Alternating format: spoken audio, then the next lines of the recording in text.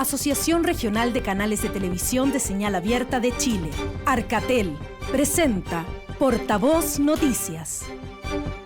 Hola, ¿qué tal? ¿Cómo están? Les damos la bienvenida a la entrevista del domingo de Portavoz Noticias. Hoy viajamos al norte de nuestro país. Ahí tenemos en pantalla al gobernador Jorge Díaz, gobernador de la región de Arica y Parinacota. Bienvenido, gobernador. Muchas gracias por conversar con las regiones de nuestro país. ¿Cómo estás, Scarlett? Muchas gracias por esta invitación. Siempre es bueno dialogar de lo que está pasando en el norte de Chile y en específico en la región de Arica y Parinacota. Sí, claro, porque hemos visto con muchísima preocupación lo que están viviendo los habitantes del norte de Chile, ahí en la región de Arica y Parinacota, en Tarapacá, en Antofagasta. Ustedes han dicho en varias ocasiones una inmigración realmente descontrolada y desbordada y por otro lado también una ola de delincuencia que afecta a los vecinos y vecinas. Le pido por favor, gobernador, que haga una especie de radiografía del fenómeno que vienen enfrentando ya desde hace largo rato, porque ustedes lo vienen denunciando hace mucho tiempo y hasta ahora no habían sido escuchados. Sí, yo creo que haciendo un resumen de lo que ha sido este proceso, creo que un buen punto de partida es cuando asumimos como gobernadores regionales y vimos que en las regiones de Tarapacá y Antofagasta existían temas comunes. Y es ahí donde nos juntamos con los gobernadores del Norte Grande con el propósito de analizar este proceso. Y ya en octubre le pedimos a todos los diputados de nuestros respectivos distritos que pudieran iniciar una interpelación al ministro del Interior con el propósito de que pudieran ellos interpelarlo por el descontrol migratorio. Esto sucedió, fue así, sin embargo la Cámara de Diputados rechazó la interpelación. Pero de ahí hemos venido dando cuenta de una serie de situaciones que han demostrado bastante descontrol en la frontera. Cuando hablamos de cifras, en el año 2021 hubo más de 4.000 personas que ingresaron por cruces irregulares a la región y que se autodenunciaron, sin considerar esa cifra negra que no se autodenuncia ante la ley.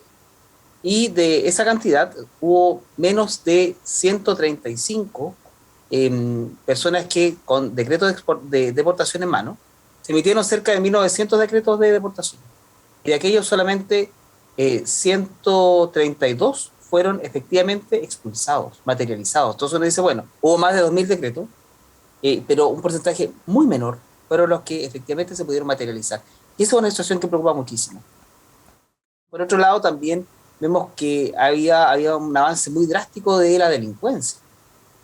Las regiones estaban sufriendo delitos de homicidio que en realidad no estábamos acostumbrados a que existieran.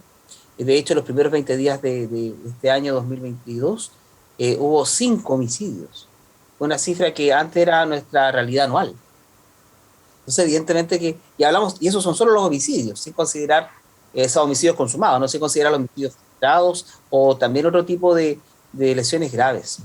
Entonces, evidentemente que el fenómeno criminológico empezó a cambiar en la región y era muy necesario que el ministro se hiciera cargo de esto.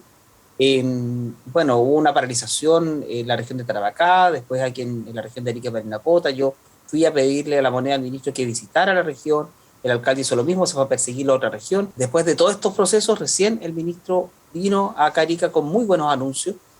Hay que ser súper claros en eso, porque ahí el ministro manifestó que se iba a aumentar la dotación de carabineros aquí en la región, 54 nuevos carabineros de manera permanente y 15 efectivos que iban a venir de manera temporal a la región, y además 2 oficiales, que una subcomisaría que abarca un sector súper grande de Arica, que es el sector norte de la ciudad, que se va a transformar en comisaría, la comisaría Chinchorro, y también un retén que está en San Miguel de Azapa, en el histórico Valle de Azapa, se va a transformar en una tenencia.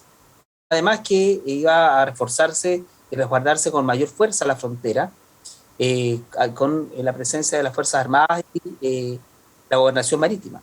Situaciones que evidentemente son muy buenas para la región.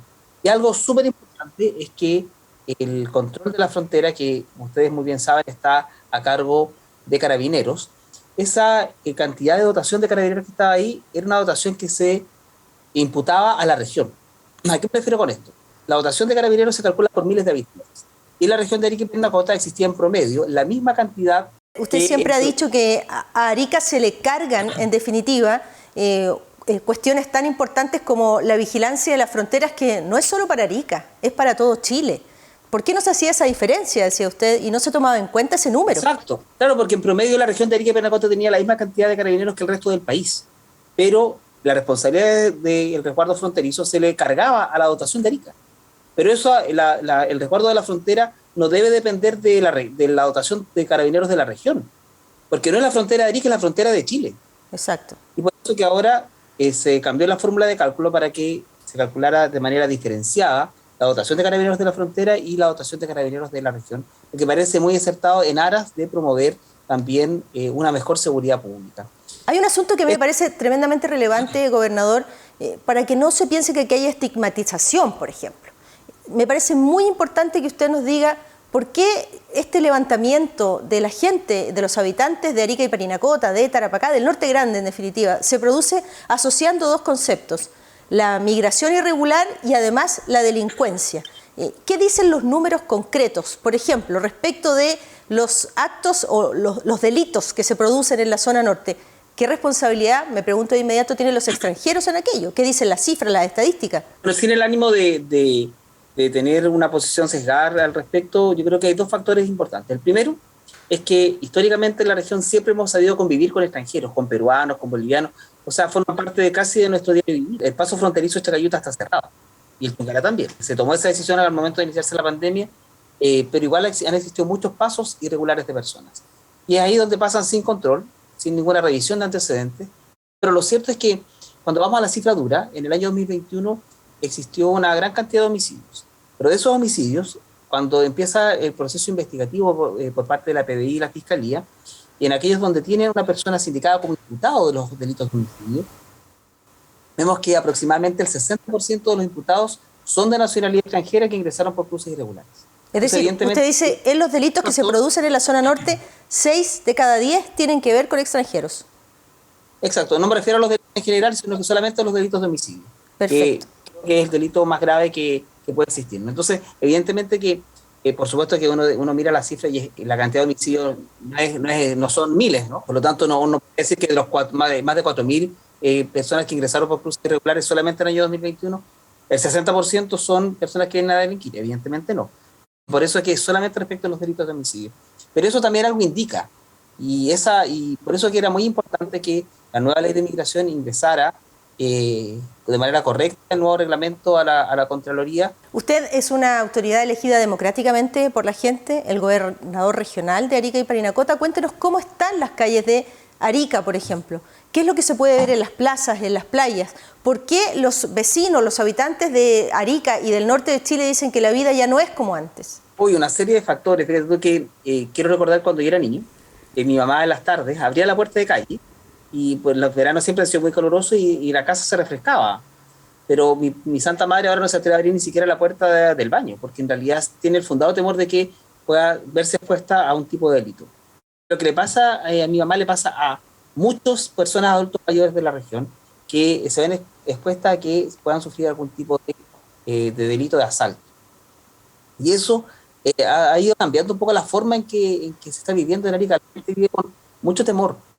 Se están viendo un aumento de delitos que en realidad ha sido bastante mayor al promedio que existía. Pero ahora, después de que vino el ministro y se iniciaron nuevas formas de combatir la delincuencia, vemos que la PDI ha estado haciendo la pega en las últimas 24 horas, que Carabineros también están desplegándose, controlando algunos factores de delincuencia que se estaba dando en la región, en el paseo principal que existe en la ciudad de Arica, que es el paseo 21 de mayo, uno de cómo la PDI está actuando de manera correcta, está haciendo cumplir la ley, lo mismo en poblaciones que son bastante críticas, ¿no? En la población Cerro Chuño, en el sector del Agro y en otras más. Entonces, por eso se hace súper necesario que, en definitiva, ellos puedan tomar cartas en el asunto, y la venida del ministro, evidentemente, que generó también una muy buena reacción por parte de la PDI y Carabineros, porque efectivamente hemos visto que ha habido un movimiento favorable para la ciudadanía. Ahora, la pregunta es, ¿por qué la gente tiene que levantarse? ¿Por qué tienen que bloquearse los caminos, salir a las calles la gente a marchar, protestar y a manifestarse, incluso durante la llegada del ministro, para que la moneda ponga los ojos en las regiones de Chile y diga, ahí tengo un problema que es grave, que es crítico y que lleva largos meses y del que no me puedo desentender? Eso es lo inexplicable, ¿no? Porque en definitiva no puede ser que la ciudadanía bloquee la ciudad, y no solamente la ciudad, sino que bloquee internacionales que nos unen comercialmente con Perú y con Bolivia, que bloqueen también la carretera que nos une con la región de Tarapacá, que el gobernador tenga que perseguir al ministro del Interior en Santiago, que el alcalde tenga que perseguir al ministro del Interior en Iquique. O sea, ¿por qué tiene que hacer todo eso para que se visualice lo que está pasando en Arica? Por eso que es muy importante que las decisiones se descentralicen y que desde los territorios también se empiece a avanzar en la manera en cómo se construye este proceso colectivo.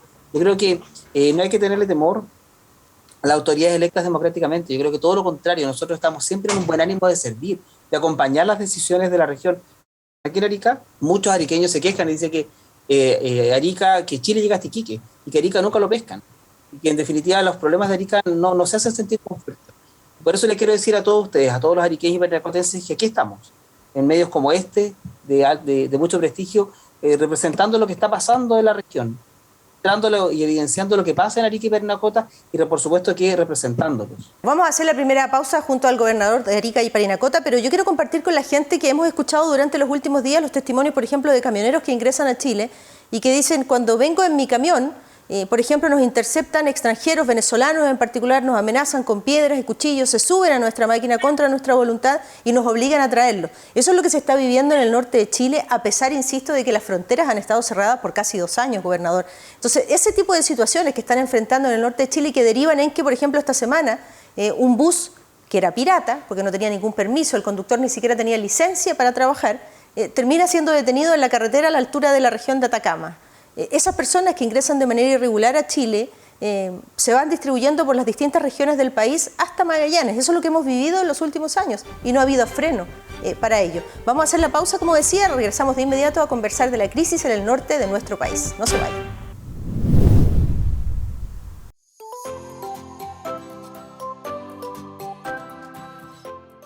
Colegio.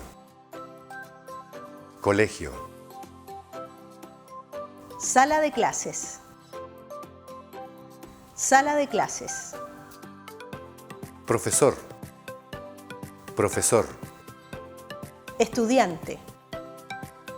Estudiante. Director de colegio. Director de colegio. Cuaderno. Cuaderno. Libro. Libro. Lápiz. Lápiz. Computador. Computador. Mochila. Mochila. Uniforme escolar. Uniforme escolar.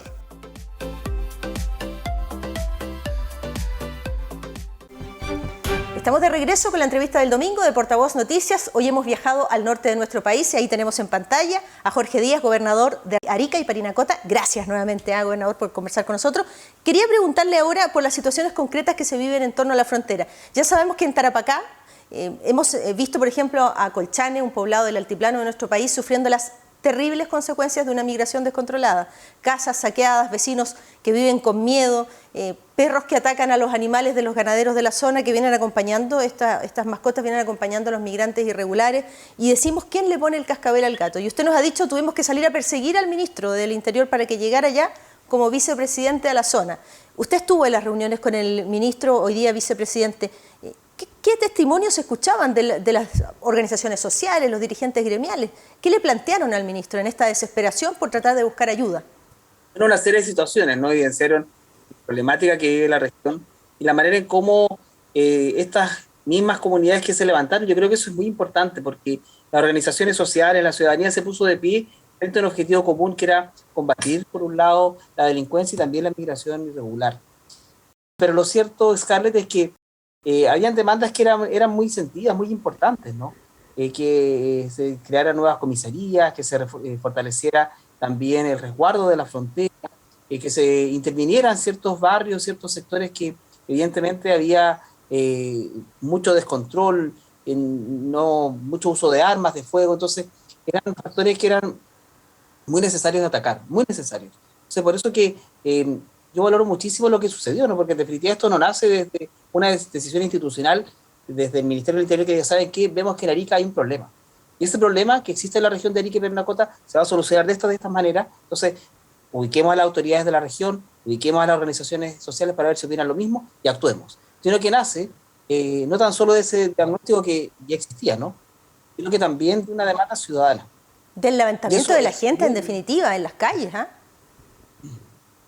es así, aquí hay sectores como la Plaza de la Población Juan Noé, que en realidad hay una cantidad de extranjeros bastante significativa.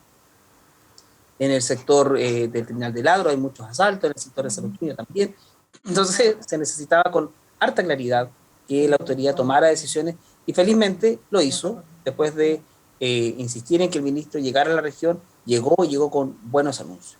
Uno se pregunta qué pasa entonces, porque usted dice, en las últimas horas hemos visto que las policías están haciendo su trabajo. Entonces hemos visto a la PDI que está en las calles, hemos visto a carabineros desplegados, se anuncia mayor dotación. ¿Qué pasaba con las policías? ¿No tenían ese diagnóstico? ¿No estaban viendo lo que pasaba en las calles? ¿O derechamente no tenían los recursos para hacer el trabajo como querían hacerlo? Da la impresión de que hay un cúmulo de factores, ¿no? Pero yo creo que el más importante es que faltaba esta venia o esta voluntad política del ministro del Interior para decirle, ¿saben qué? Hay que actuar. En definitiva, la región no tiene por qué sentirse vulnerable. Las vecinas y vecinos tienen derecho a vivir en paz, tienen derecho a vivir en seguridad. Yo creo que eso fue un factor muy importante y es por eso que ahora tomaron medidas distintas, porque no podían seguir atacando de la misma manera o con el mismo plan cuando habían factores distintos. Pero ahora hay un diagnóstico distinto que quedó muy claro y frente a ese nuevo diagnóstico, a esa nueva realidad, una nueva estrategia. Yo creo que eso ha sido fundamental para que se activaran todos estos nuevos protocolos y estas nuevas intervenciones, no solamente en barrios y poblaciones, sino que también en sectores importantes de la ciudad como el Paseo 29 de Mayo. Claro, porque hasta la Fiscalía tuvo que levantar la voz y decir, nosotros tampoco tenemos recursos para hacer frente a este problema que se desborda, que es la delincuencia. ¿Dónde pone la mirada uno frente a la delincuencia? En Carabineros, en la Policía de Investigaciones y en los fiscales, y uno dice, ¿qué están haciendo? Pero si no tienen las herramientas ni los recursos, entonces ¿cómo van a trabajar? Se pregunta uno. Y queda aquí un precedente, gobernador, no sé si usted comparte mi opinión, de que cuando la gente no sale a las calles a manifestarse, no dice, esto no da para más, hay una especie como de inacción de la autoridad política que se instala en la Moneda, que toma asiento frente a un escritorio y que parece no extender su vista más allá de la capital o de Santiago o de ciertos puntos del país. No llega a los extremos, por ejemplo. ¿Por qué? ¿Por qué creamos esa cultura en que hay que protestar o manifestarse para ser escuchado? Hoy en realidad es una mala forma, ¿no?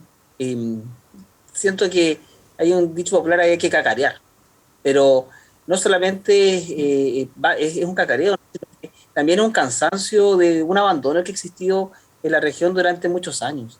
Y un abandono que no solamente ha implicado que se tenga que poner un acento especial en una región que no solamente es una región extrema, sino que además es una región bifronteriza, es una región donde no existen grandes industrias que generen una cantidad de empleo importante, es una región donde los factores de empleo más significativos principalmente son del sector público. Entonces se requiere una visión distinta, una realidad distinta. No podía ser que la responsabilidad, tal como te indicaba, el resguardo y control de la frontera esté dado con carabineros que pertenezcan a la misma dotación de la región. Y así sucesivamente. No sé, la comunicación, por ejemplo, de las rutas internacionales, también se hace con fondos regionales en varios de sus tramos y no con fondos sectoriales. La carretera que une Chile con Bolivia no es una carretera que une Arica con La Paz, es una carretera que une a dos países, no tiene por qué ser una responsabilidad que tenga que absorberse con recursos regionales. Entonces, por eso es que es importante tener una mirada especial con la descentralización. Ahora bien, yo creo que ese problema de descentralización también no solamente se vive en los extremos, o sea, se vive de manera más aguda en los extremos, pero también se vive en regiones que están en el centro del país, ¿no? Porque uno ve que el centralismo no es necesariamente un aspecto territorial, es una forma de Estado que se ha estado desarrollando. Por eso es que además miro con muy buena apreciación lo que está pasando en la Convención Constitucional y la manera en cómo se están viviendo estas nuevas formas de Estado, donde evidentemente la descentralización y la autonomía de las regiones son fundamentales para que el desarrollo se produzca de manera armónica, de manera real. Claro, porque la Convención Constitucional tiene 154 miembros en ejercicio. La enorme mayoría de ellos son de las regiones del país. Esperamos que la voz entonces de las regiones se escuche con fuerza, sobre todo a través de lo que vimos, las iniciativas populares de norma, a través de los cabildos, y que la gente pueda participar, opinar, y que los convencionales a lo mejor tienen la opción de escuchar a la gente y decir si esto es lo que más nos preocupa, esto es lo que hay que cambiar, un Chile nuevo en definitiva. Viene un proceso nuevo, estamos a puertas de que el presidente Gabriel Boric asuma el 11 de marzo próximo y vendrá entonces la designación de los delegados presidenciales. Él ha dicho anteriormente que es partidario de eliminar esta figura figura, en tanto eso no ocurra desde el punto de vista legal, él tendrá que designar a estas personas. ¿Ha habido conversaciones? ¿Hay sintonía respecto de lo que viene? Bueno, efectivamente, como gobernadores regionales nos reunimos con el presidente electo en la asociación de gobernadores regionales que tenemos y que preside el gobernador de Los Lagos, Patricio Vallespín, donde analizamos distintos factores, ¿no? Distintos aspectos que son más bien vinculados a la descentralización. Y lo que quedó bastante claro por parte del presidente es que él quería terminar su mandato con menos competencias, con menos facultades que con las que ingresó. Y eso habla muy bien de un nuevo Chile, ¿no? Que tiene que atender mucho más a las necesidades de los territorios y que las decisiones se tomen en los territorios y que no se tomen a 2.000 kilómetros. Por ejemplo, ¿no? Esta decisión de aperturar la frontera, de cerrarla, de anunciar la reapertura y así sucesivamente, se tomaba a 2.000 kilómetros de donde estaba la frontera. Lo que pasaba incluso con el ministro del Interior, las decisiones que se sigan tomando en Santiago, cuando evidentemente los problemas están en los territorios.